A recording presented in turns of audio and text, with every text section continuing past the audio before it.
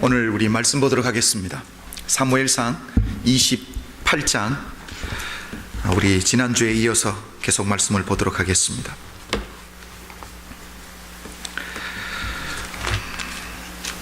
사무엘상 28장, 우리 오늘 함께 읽을 말씀은 3절부터 14절까지 말씀입니다.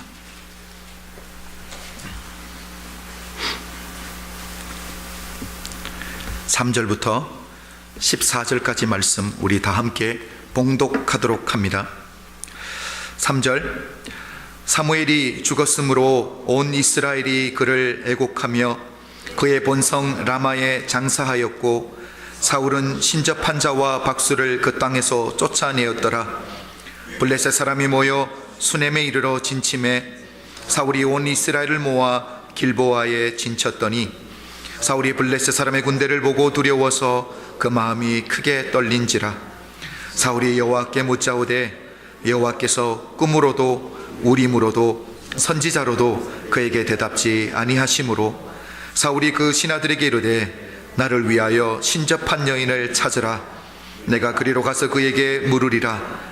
그 신하들이 그에게 이르되 보소서 엔돌에 신접한 여인이 있나이다. 사울이 다른 옷을 입어 변장하고 두 사람과 함께 갈새 그들이 밤에 그 여인에게 이르러는 사울이 가로되 청하노니 나를 위하여 신접한 술법으로 내가 내게 말하는 사람을 불러 올리라. 여인이 그에게 이르되 내가 사울의 행한 일 곧 그가 신접한 자와 박수를 이 땅에서 멸절시켰음을 아나니 내가 어찌하여 내 생명의 올무를 노하나를 죽게 하려느냐. 사울이 여호와로 그에게 맹세하여 가로되 여호와께서 사시거니와 내가 이 일로 벌을 당치 아니하리라. 여인이 가로되 내가 누구를 내게로 불러 올리랴. 사울이 가로되 사무엘을 불러 올리라. 여인이 사무엘을 보고 큰 소리로 외치며 사울에게 말하여 가로되 당신이 어찌하여 나를 속이셨나이까. 당신이 사울이시니이다. 왕이 그에게 이르되 두려워 말라. 내가 무엇을 보았느냐. 여인이 사울에게 이르되 내가 신이 땅에서 올라오는 것을 보았나이다. 사울이 그에게 이르되 그 모양이 어떠하냐. 그가 가로되 한 노인이 올라오는데 그가 겉옷을 입었나이다. 사울이 그가 사무엘인 줄 알고 그 얼굴을 땅에 대고 절하니라. 아멘. 오늘 말씀은 지난주와 계속 연결되는 말씀인데요, 우리 지난주에 보았던 말씀은 하나님의 말씀에 불순종한 결과가 무엇인지 우리 함께 나누었습니다. 그렇죠? 하나님의 말씀에 불순종한 결과로 다윗과 사울 왕, 이 두 사람이 다 한꺼번에 위기 가운데 빠졌던 것을 우리가 보았습니다. 그런데 우리가 참 이해하기 힘든 것 중에 하나가 뭐냐면, 불순종을 향해서 믿음의 사람이 첫걸음을 내딛는데 어떻게든 하나님이 좀 막아주시면 좋을 텐데 우리 하나님은 그렇게 해주시지 아니하고 오히려 그 불순종을 향해서 내딛는 그 발걸음이 탄탄대로가 열려지게 되더라는 거예요. 그런데 그것도 잠시였을 뿐 이 불순종의 쓰다쓴 열매를 먹게 되는 우리 인간의 모습을 보게 되었습니다. 여러분, 사울 왕은 내가 어떻게 감당할 수 없는 블레셋이라는 나라가 전쟁을 일으켰습니다. 위기 가운데 빠졌습니다. 다윗은 어떻습니까? 다윗은 자기가 지금 신세지고 있는 블레셋의 가두왕인 아기스가 이번 전쟁에는 다윗과 다윗을 따르는 600명 모두가 다 이번 전쟁에 참여해야 되겠다라는 거. 어쩔 수 없이 민족을 향해서 칼을 뽑을 수밖에 없는, 이러지도 못하고 저러지도 못하는 난처한 입장에 다윗이 빠지게 되었습니다. 여러분, 불순종의 결과가 무엇입니까? 우리 인생이 이렇게 꼬이게 된다라는 거예요. 그런데 가면 갈수록 우리 인생이 내가 어떻게 손 써볼 수 없을 정도로 인생이 꼬이게 되고요, 우리 인생이 나락으로 떨어지는데 끝이 없는 나락으로 떨어질 수밖에 없다라는 거죠. 자, 오늘 말씀은 지난주에 이어서 계속 연결되는 말씀이다. 오늘 말씀을 통해서 우리도 불순종을 통해서 우리 인생 가운데 여러 가지 모양의 위기들을 만날 수 있다라는 거예요. 믿음의 사람들이 인생을 사는 동안에 불순종을 통해서 위기를 경험할 때 우리가 어떻게 행해야 될지, 우리가 행해야 될 행위가 무엇인지에 대해서 오늘은 분명하게 이야기해 주고 있습니다. 가장 먼저 믿음의 사람이 해야 될 것이 무엇이냐면 껍데기 신앙을 벗어버려야 된다는 사실입니다. 신앙이 있는 척, 하나님의 말씀을 붙들고 살아가는 척, 흉내내는 신앙, 경건의 모양은 있으나 경건의 능력이 없는 신앙을 벗어버리고 우리 인생 가운데 하나님과 우리 정말 친밀한 관계, 정말 진실성 있는 신앙의 그 깊이 가운데로 들어가야 되는 것을 오늘 본문에서 분명하게 말씀해 주고 있습니다. 제가 오늘 본문을 통해서 사울의 인생 가운데 정말 진정성이라는 것, 진실성이라는 게 혹시 있을까 예를 써서 찾아보려고 했는데 여러분 불가능하더라고요. 사울의 인생에는 여러분 진실된 것을 전혀 찾아볼 수 없습니다. 하나님의 영이 떠나버린 이후에는 사울은 사람들 앞에서 보여주는 인생을 살아야 되기 때문에 늘 흉내내는 인생을 살 수밖에 없었습니다. 늘 있는 척, 가진 척, 하나님을 사랑하는 척, 하나님을 제대로 섬기는 척 하면서 살아갈 수밖에 없었다라는 거죠. 사울 왕이 오늘 본문에서 어떤 흉내를 가장 먼저 내는지를 함께 보도록 하겠습니다. 여러분 3절 우리 다 함께 볼까요? 3절입니다. 우리 다 함께 읽어보도록 하겠습니다. 3절. 사무엘이 죽었으므로 온 이스라엘이 그를 애곡하며 그의 본성 라마에 장사하였고 사울은 신접한 자와 박수를 그 땅에서 쫓아내었더라. 사무엘 선지자가 죽었다라는 이야기가 다시 반복해서 나오고 있습니다. 우리 이미 사무엘상 25장 1절에서 사무엘 선지자가 죽고 고향인 라마에 장사되었다라는 것을 성경에서 이미 기록했는데 오늘 본문에서 또 반복해서 이야기해 주는 이유는 단 한 가지입니다. 사무엘 선지자가 죽은 이후에 사울 왕이 무엇을 하는지를 보여주고 싶은 거예요. 자, 오늘 사무엘이 죽고 나서 사울 왕이 무엇을 했습니까? 이스라엘 땅에 있는 신접한 자와 복수들을 쫓아내었다라고 말하고 있습니다. 하나님의 백성들이 살고 있는 이스라엘 땅에서 하나님이 미워하시는 신접한 자와 복수를 쫓아낸 것, 여러분 잘한 일입니까? 못한 일입니까?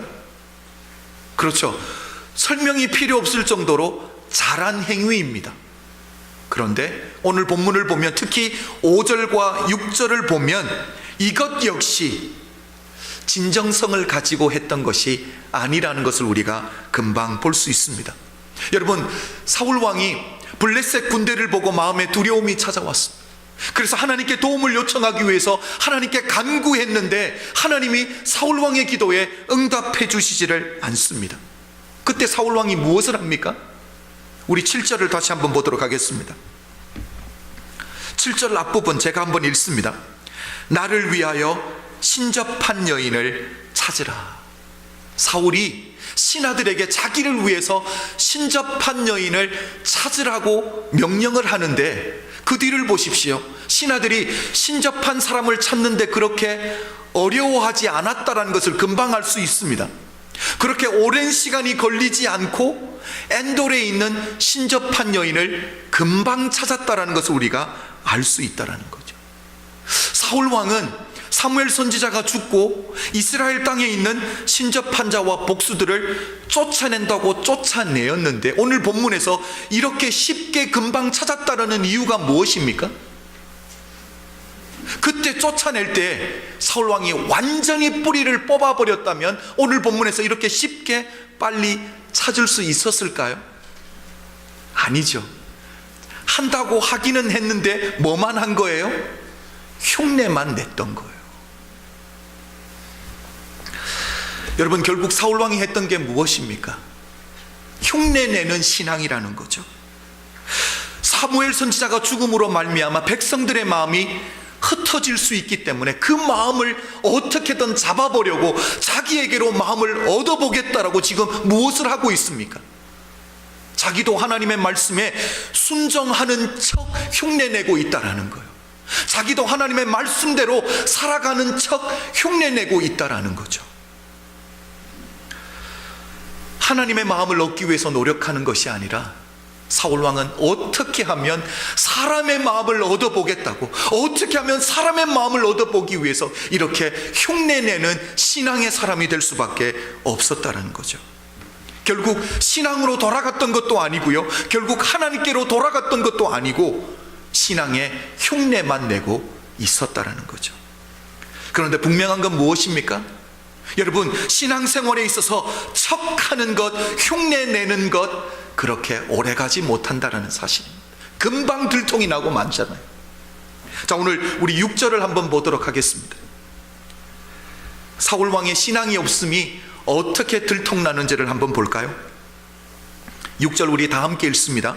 시작. 사울이 여호와께 묻자오되 여호와께서 꿈으로도 우림으로도 선지자로도 그에게 대답지 아니하심으로, 하나님이 꿈으로도 우림으로도 선지자로도 대답해 주시지 않았다고 하는데, 여러분, 두 번째 우림이라는 게 무엇인지를 제가 설명을 좀 드려야 될 것 같습니다.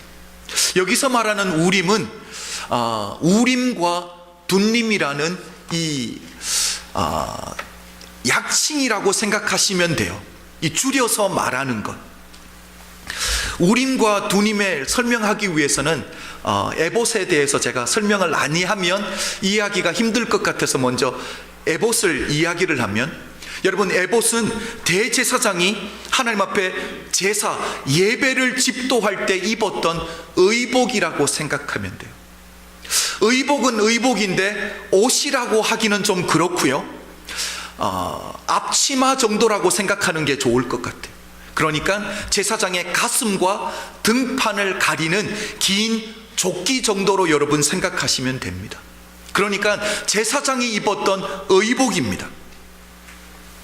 중요한 것은 제사장이 이 에봇을 입었을 때에 에봇 안쪽에 늘 품고 있었던 것이 있는데 바로 우림과 둠밈이라는 것입니다.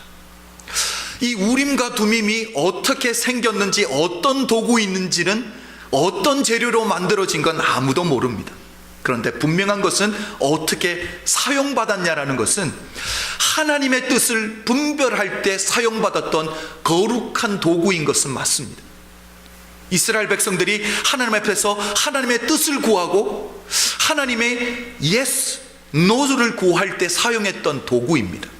뿐만 아니라 제사장이 큰 재판을 해야 될 때 에봇을 입고 나와서 그 우림과 둠림으로 재판을 할 때 사용했던 도구입니다. 그래서 오늘 본문에서도 역시 사울 왕이 블레셋과의 전쟁을 앞두고 하나님의 뜻을 물어봐야 되기 때문에 우림과 둠림으로 하나님께 물어봤는데도 불구하고 하나님이 대답해 주시지 아니하였다라고 말하고 있는 거죠. 저는 여기서 이 부분을 묵상하다가 제게 이런 질문이 생겼습니다. 오늘 본문 6장에서 사울 왕이 하나님의 뜻을 묻겠다라고 우림과 둠밈을 사용하고 있는데, 이 우림과 둠밈이 어디서 난 걸까라는 질문이 제게 생긴 거예요. 지금 우리가 보면 사울 왕에게는 우림과 둠밈이 있으면 아니 되거든요. 여러분 기억을 못 하시는 것 같은데, 우리 사무엘상 22장에서 보았던 것, 사울 왕이 노베에 있는 제사장들 85명을 완전히 진멸시켰던 사실 여러분 기억하실 거예요.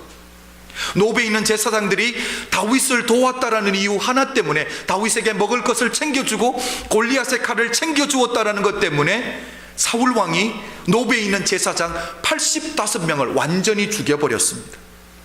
이때 제사장 한 사람이 겨우 살아남게 되는데, 제사장 아히멜렉의 아들인 아비아달입니다. 아비아달이 살아서 다윗에게로 도망을 가게 되는데, 다음 장인 23장 6절을 보면 이 아비아달 제사장이 다윗에게 도망갈 때 빈손으로 도망가지 아니하고 뭔가를 가지고 갔습니다. 이미 센스 있는 분들은 뭘 가지고 갔는지를 아실 텐데요, 제가 한번 읽어드리겠습니다. 여러분 잘 들어보십시오. 아히멜렉의 아들 아비아달이 그일라 다윗에게로 도망할 때에 손에 에봇을 가지고 내려왔더라. 여러분, 지금 아비아달이 다윗에게 도망갈 때 에봇을 가지고 도망가 버렸습니다. 그러니까 지금 제사장이 하나님께 예배를 드릴 때, 제사를 집도할 때 입었던 에봇이 다윗에게 있는 거예요? 아니면 사울 왕에게 있는 거예요? 사울 왕에게 있는 것이 아니라 다윗에게 있다라는 말입니다. 그러니까 아비아달이 다윗에게 도망갈 때에 에봇을 가지고 가버렸으니까 사울 왕에게는 에봇이 있으면 아니 됩니다. 에봇이 다윗에게 있다라는 뜻은 에봇 안에 품고 있는 우림과 두밈 역시도 누구에게 있는 거예요? 다윗에게 있어야 되는데, 오늘 본문 6절을 보면 사울 왕이 하나님의 뜻을 묻겠다라고 우림과 두밈을 사용하고 있는데, 이건 어디서 낳는 거냐라는 거예요.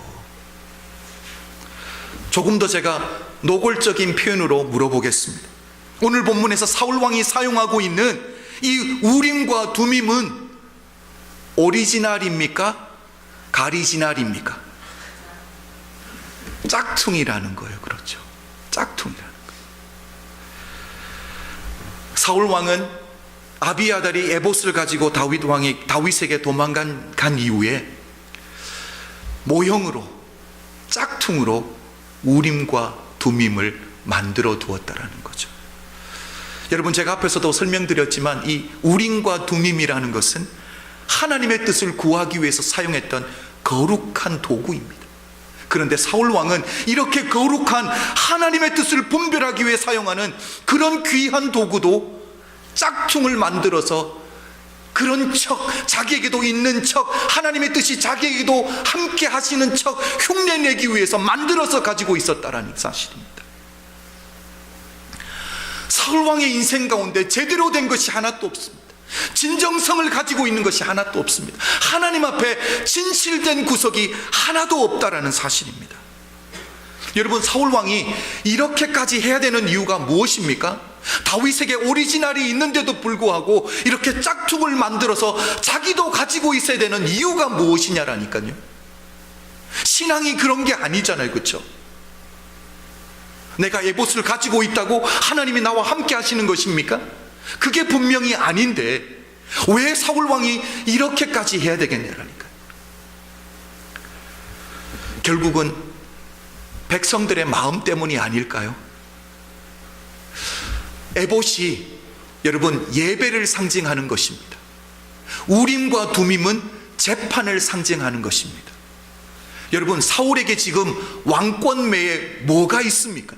예배도 빼앗겨 버렸습니다. 재판도 다 빼앗겨 버렸습니다. 지금 다윗에게 에봇과 우림과 두밈이 다 가 있다라는 사실을 백성들이 알면 백성들의 마음이 누구에게로 향하겠냐라니까요. 그래서 백성들의 마음을 붙들어야 되니까 가짜라도 만들어 놓고 붙들겠다라는 사실입니다. 여러분, 가짜를 가지고 있으면서 얼마나 불안했을까요? 들통날까 봐. 한 5년에서 6년 됐을 거예요. 우리 옛날에 테니스를 좋아하는 분들이라면 안드레 아가시 정도는 기억하실 텐데, 안드레 아가시가 바이오그래피를 썼는데 그 책을 보면, 오픈이라는 책이죠. 이 프로로 전향한 후에 챔피언십을 먹을 때마다, 게임을 할 때마다 아버지가 억지로 마약을 먹였습니다. 어떻게 도핑 테스트를 다 넘어갔는지는 모르겠습니다. 그런데 안드레 아가씨가 게임을 할 때마다 마약을 한 걸 잡히는 것보다 더 염려했던 것이 있습니다. 우리 젊었을 때 안드레 아가씨의 모습을 생각하면 뭐가 먼저 떠올라요? 긴 금발머리 생각나실 거예요. 여러분, 그게 가발이었다는 사실입니다. 게임을 하다가 가발이 벗겨질까 봐가 제일 염려했다라는 거. 이게 도핑 테스트에 잡히는 것보다 더 염려가, 게임하다가 가발 벗겨지면 어떻게 할까? 여러분, 가짜 인생은, 흉내내는 인생은, 내가 아닌 다른 사람으로 사는 인생은 염려하고 살 수밖에 없는 거예요. 제가 LA에서 섬겼던 교회에 80이 넘은 장로님이 계셨습니다. 이렇게 우리 장로님들, 연세 있는 분들을 위해서 모세라는 모임이 있었는데 그 장로님이 건강하신데도 불구하고 안 나오시는 거예요. 그래서 제가 조용히 찾아가서 장로님 왜 모세의 모임에 참석하지 않습니까? 장로님이 이렇게 말씀하시더라고요. 자기가 젊었을 때 재산이 좀 있었는데 교회 목사님이 교회에 어떻게든 붙들어 놓으려고 장로를 억지로 시켰다라는 거예요. 그래서 아직까지 자기는 이 구원의 확신도 없는데 장로라는 타이틀은 가지고 있고 교회 모임이라고 찾아가면 혹시 사람들이 장로님 식사기도 해주십시오, 이게 두려워서 못 가는 거예요. 여러분, 짝퉁 신앙이 얼마나 두려운 인생인지 모릅니다. 여러분, 내가 아닌 다른 사람으로 살아갈 때 그 염려와 그 걱정이 얼마나 크겠습니까? 여러분, 신앙만큼은 짝퉁 신앙 아니 되는 줄로 믿습니다. 여러분, 신앙만큼은 하나님을 제대로 만난 신앙을 가져야 됩니다. 우리 여자 집사님, 가방은 가짜 들어도 됩니다. 그런데 신앙만큼은 짝퉁은 아니 된다라는 사실입니다. 하나님이 영이 떠나버렸는데도 불구하고 사람의 마음을 얻으면, 사람들이 인정해주면 왕의 자리를 지킬 수 있다라고 착각하는, 너무 바보스럽지 않습니까? 하나님이 떠나버렸는데 사울왕의 문제가 무엇입니까? 우림과 두밈만 가지고 있으면, 외형적인 형식적인 부분만 갖추고 있으면 하나님이 당연히 내게 말씀해 주신다고 착각하고 있었던 거. 여러분, 교회 나왔다고 다 구원받은 것 아닌 거 여러분 다 아실 거예요. 우리 수요 예배도 보았잖아요. 왕의 혼인잔치에 와 있었던 거는 와 있었습니다. 그런데 왜 쫓겨났습니까? 왕이 준비한 의복을 입지 않았기 때문에 결혼식까지는 들어왔는데 묶임을 당하고 그곳에 쫓겨나게 되는 거예요. 사랑하는 성도 여러분, 신앙은 하나님의 음성 듣는 것은, 하나님의 뜻을 분별하는 것은 필요한 도구를 갖췄기 때문에, 내게 우림과 두림이 있기 때문에, 형식적이고 외형적인 것을 갖췄기 때문에 되는 것이 아니라 하나님과의 그 친밀한 관계에서 오는 것인 줄로 믿습니다. 여러분, 회개를 통해서 내 속사람이 변화되지 아니하였는데 외형적인 부분 아무리 갖추어도 제대로 된 신앙생활, 성숙한 신앙의 생활로 나아갈 수 없다라는 사실 기억하시기를 주님의 이름으로 축복합니다. 저는 이 말씀을 묵상하면서 이게 정말 사울 왕만의 문제일까? 신앙하면서 흉내내는 신앙, 짝퉁 신앙하는 것, 이거 사울 왕만의 문제입니까? 저는 이게 바로 제 문제더라고요. 여러분, 저는 목사입니다. 목사인 제가 하루라도 말씀을 읽고 묵상하지 않고 넘어가는 날이 있겠습니까? 단 하루도 없습니다. 왜? 날마다 새벽 기도는 없지만 건너뛰어서는 늘 있으니까 이걸 아니하고 지나갈 수는 없거든요. 그런데 제가 제 스스로 어떤 생각, 어떤 착각을 하고 있었냐면, 내가 늘 하나님의 말씀을 읽고 묵상하고 말씀을 붙들고 살아가는 이 외형적인 부분을 갖추었기 때문에 내 스스로 생각한 게 내가 하나님을 잘 안다고 생각했던 거, 하나님이 내 믿음을 인정해 준다고 착각하고 있었는데, 여러분, 제가 이번 주 계속 하나님의 말씀을 묵상하면서 하나님이 성령으로 내 마음을 조명시켜 주는데 제가 얼마나 부끄러웠는지 모릅니다. 여러분, 이게 제만의 문제입니까? 이게 나만의 문제입니까? 아니잖아요. 그렇죠. 경건의 모양은 있는데 경건의 능력이 없는 게 우리 모습 아니냐라니까요. 흉내내고 형식만 갖추고 신앙생활 잘한다고 착각하고 있는 우리 모습이 바로 이런 모습 아니냐라니까요. 오늘 우리가 주님 안에서 새롭게 결단해야 되는 것은, 하나님이 내 속사람을 온전히 변화시켜 주실 수 있도록 나를 맡겨드리는, 하나님의 손에 우리의 인생을 온전히 맡겨드리는 그런 믿음의 사람들이 되시길 주님의 이름으로 축복합니다. 사울왕이 전쟁이 일어나서 위기 가운데 빠졌을 때 하나님의 뜻을 구하기 위해서 기도한 것 너무 잘한 것입니다.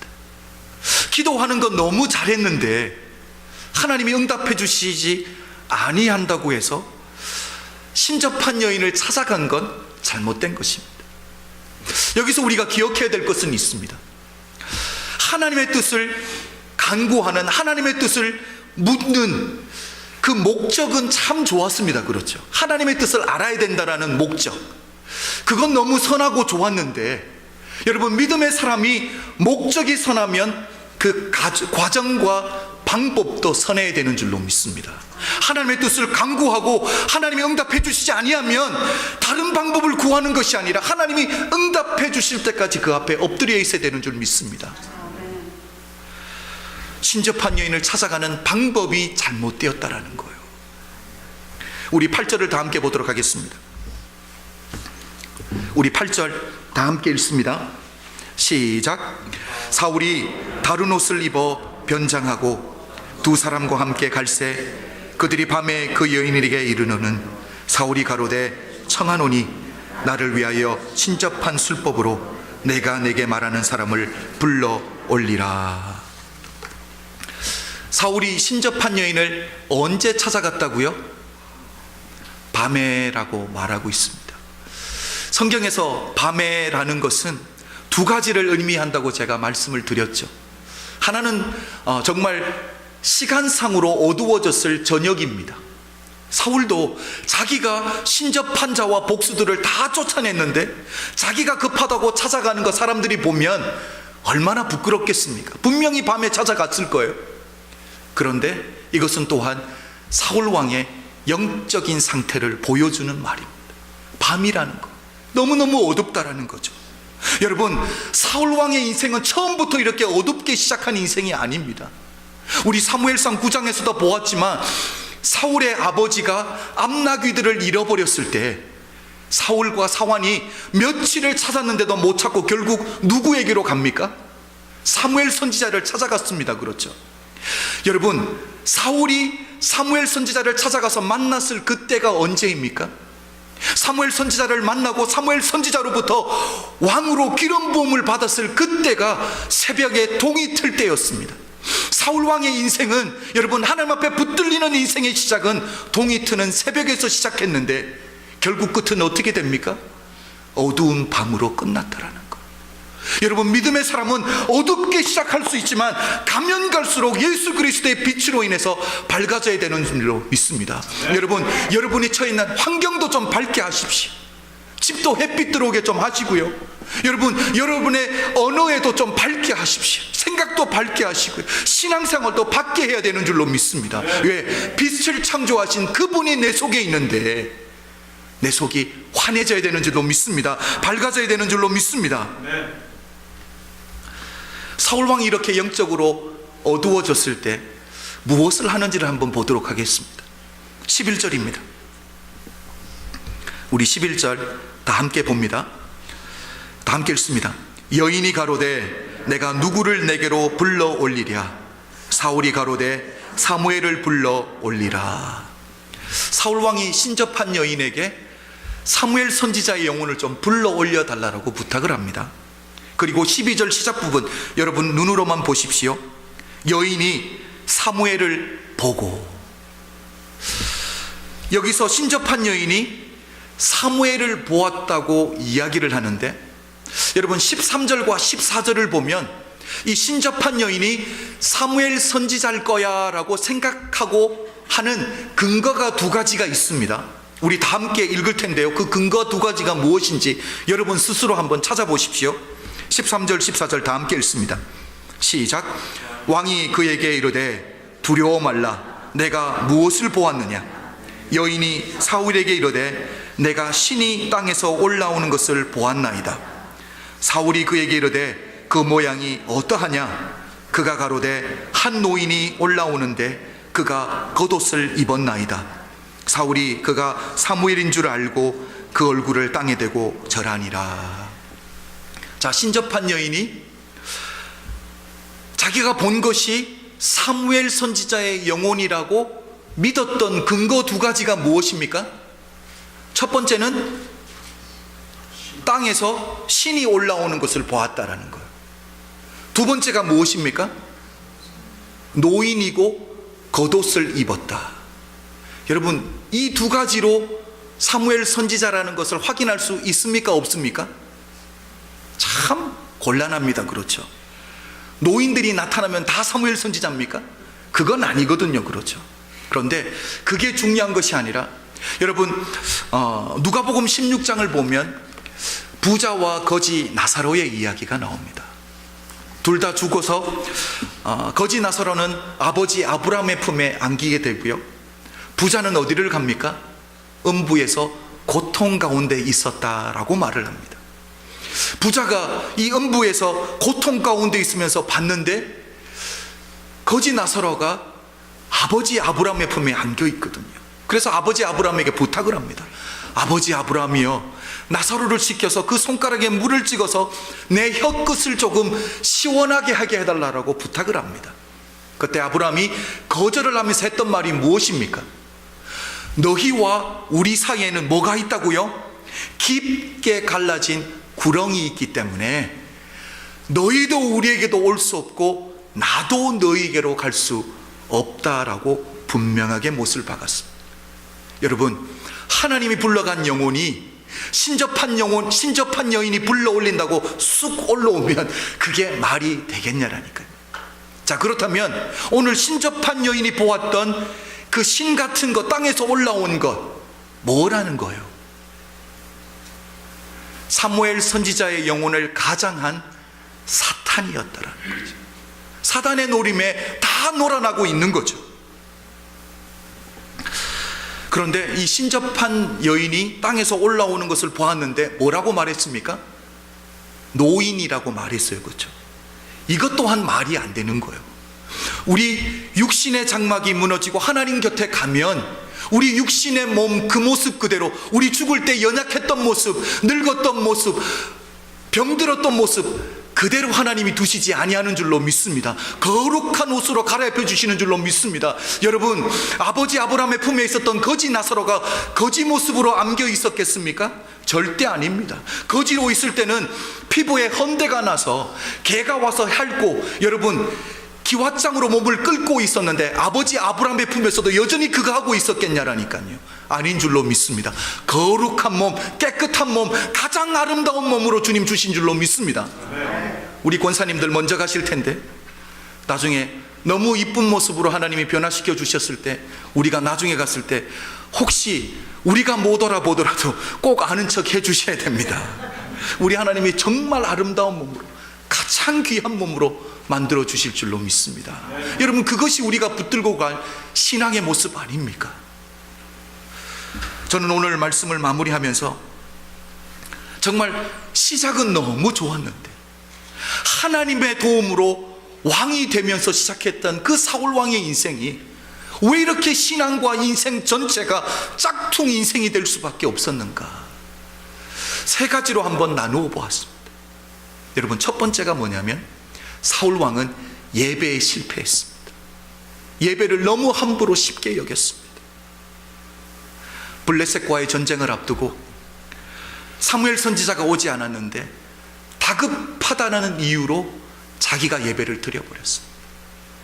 우리도 바쁘다는 이유로 예배 대충 때울 때 참 많이 있습니다. 그렇죠? 힘들다는 이유로, 바쁘다라는 이유로. 여러분, 믿는 사람에게 있어서 예배는 죽느냐 사느냐의 문제입니다.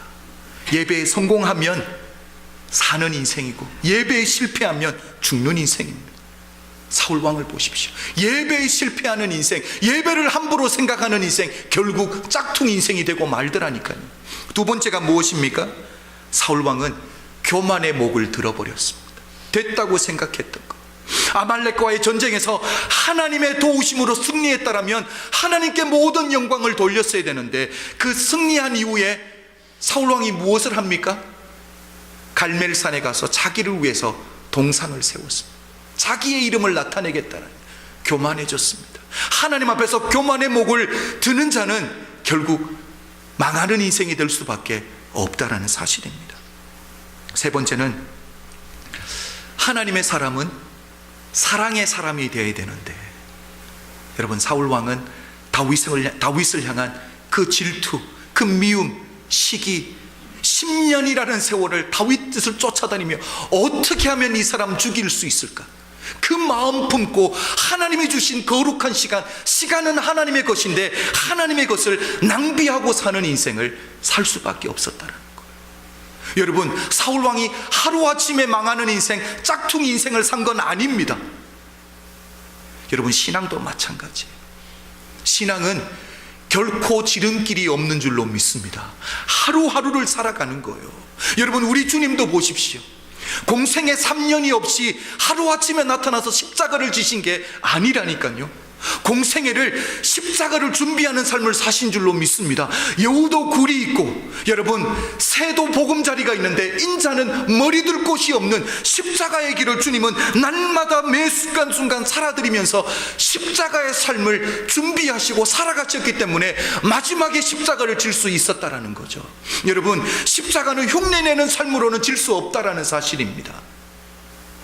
우리 주님은 십자가를 지시는 삶을 3년을 살았기 때문에 마지막에 또 지실 수 있는 거예요. 여러분, 그래도 유혹이 온다라는 사실입니다. 겟세마네 동산에서 우리 주님이 뭐라고 기도합니까? 할 수만 있으면 이 잔을 내게서 옮겨달라고.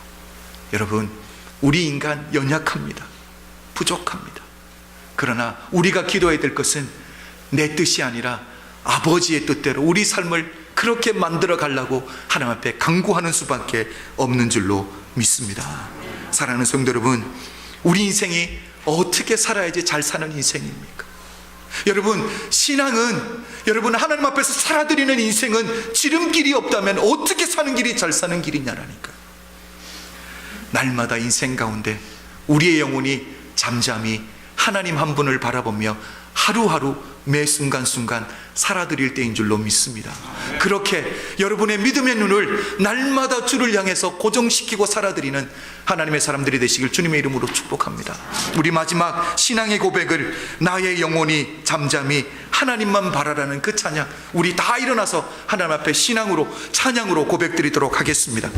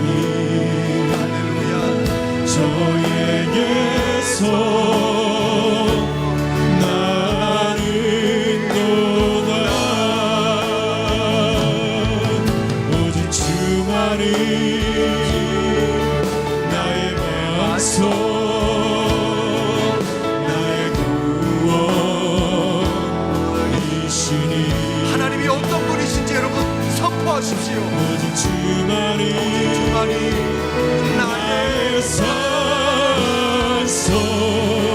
내가 요동치 아니하리. 오직 주만이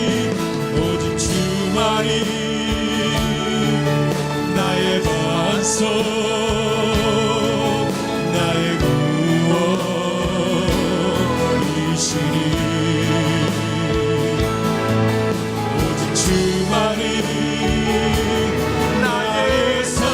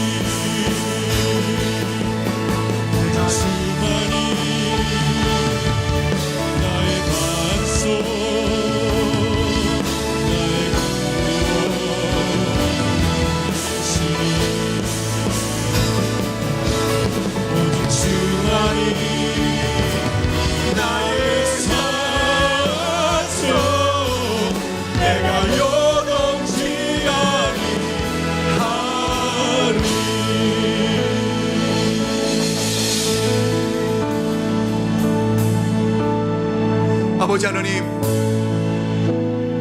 오늘도 우리 주님이 우리의 구원이시고 반석이시고, 아버지 하나님, 요새 시기에 믿음의 사람은 요동치 아니할 수 있는 줄로 믿습니다. 주님 안에 아버지 하나님, 우리의 피난처를 삼게 하여 주시옵소서. 주님이 우리의 삶에 평강되게 하여 주시옵소서. 주님이 우리 삶에 위로되게 하여 주시옵소서.